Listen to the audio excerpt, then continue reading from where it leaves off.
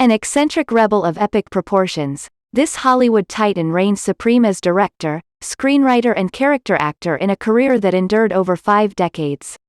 The 10-time Oscar-nominated legend was born John Marcellus Huston in Nevada, Missouri, on August 5, 1906. His ancestry included English, Scottish, and Scots-Irish. The age-old story goes that the small town of his birth was won by John's grandfather in a poker game. John's father was the equally magnanimous character actor Walter Huston, and his mother, Rhea Gore, was a newspaperwoman who traveled around the country looking for stories. The only child of the couple, John began performing on stage with his vaudevillian father at age 3.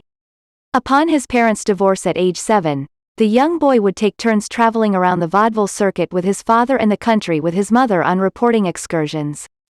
A frail and sickly child, he was once placed in a sanitarium due to both an enlarged heart and kidney ailment. Making a miraculous recovery, he quit school at age 14 to become a full-fledged boxer and eventually won the Amateur Lightweight Boxing Championship of California, winning 22 of 25 bouts. His trademark broken nose was the result of that robust activity. John married his high school sweetheart, Dorothy Harvey, and also took his first professional stage beau with a leading role off-Broadway entitled The Triumph of the Egg. He made his Broadway debut that same year with Ruined on April 7, 1925, and followed that with another Broadway show, Adam Solitaire, the following November. John soon grew restless with the confines of both his marriage and acting and abandoned both, taking a sojourn to Mexico where he became an officer in the cavalry and expert horseman while writing plays on the sly. Trying to control his wanderlust urges, he subsequently returned to America and attempted newspaper and magazine reporting work in New York by submitting short stories.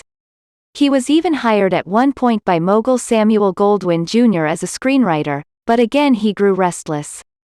During this time he also appeared unbilled in a few obligatory films. By 1932 John was on the move again and left for London and Paris where he studied painting and sketching.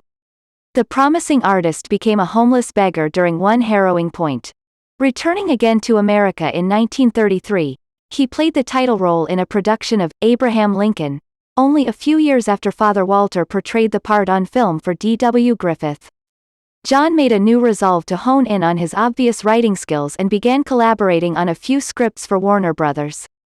He also married again. Warner's was so impressed with his talents that he was signed on as both screenwriter and director for the Dashiell Hammett mystery yarn The Maltese Falcon, 1941. The movie classic made a superstar out of Humphrey Bogart and is considered by critics and audiences alike, 65 years after the fact, to be the greatest detective film ever made. In the meantime John wrote, staged a couple of Broadway plays, and in the aftermath of his mammoth screen success directed Bad Girl, Betty Davis, and Good Girl Olivia de Havilland in the film Melodrama in This Our Life, 1942, and 3 of his Falcon stars, Bogart, Mary Astor and Sidney Greenstreet, in the romantic war picture Across the Pacific, 1942. During World War II John served as a Signal Corps lieutenant and went on to helm a number of film documentaries for the U.S. government including the controversial Let There Be Light, 1946, which Father Walter narrated. The end of World War II also saw the end of his second marriage. He married third wife Evelyn Keyes, of Gone with the Wind fame, in 1946 but it too lasted a relatively short time.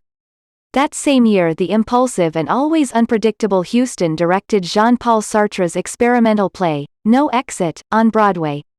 The show was a box office bust, running less than a month, but nevertheless earned the New York Drama Critics Award as Best Foreign Play.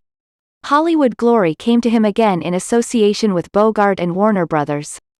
The Treasure of the Sierra Madre, 1948, a classic tale of gold, greed and man's inhumanity to man set in Mexico, won John Oscars for both director and screenplay and his father nabbed the Best Supporting Actor trophy. John can be glimpsed at the beginning of the movie in a cameo playing a tourist, but he wouldn't act again on film for a decade and a half.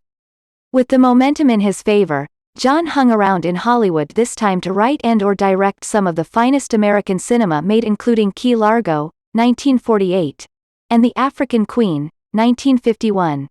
Both with Bogart, The Asphalt Jungle, 1950, The Red Badge of Courage, 1951, and Moulin Rouge, 1952. Later films, including Moby Dick, 1956, The Unforgiven, 1960, The Misfits, 1961, Freud, 1962, The Night of the Iguana, 1964, and The Bible. In the beginning, 1966, were, for the most part, well regarded but certainly not close to the level of his earlier revered work. He also experimented behind the camera with color effects and approached topics that most others would not even broach, including homosexuality and psychoanalysis. An ardent supporter of human rights, he, along with director William Wyler and others, dared to form the Committee for the First Amendment in 1947, which strove to undermine the House Un-American Activities Committee. Disgusted by the Hollywood blacklisting that was killing the careers of many talented folk, he moved to St. Clarence in Ireland and became a citizen there along with his fourth wife, ballet dancer Enrica, Ricky, Soma. The couple had 2 children, including daughter Angelica Huston, who went on to have an enviable Hollywood career of her own. Huston and wife Ricky split after a son, director Danny Huston, was born to another actress in 1962.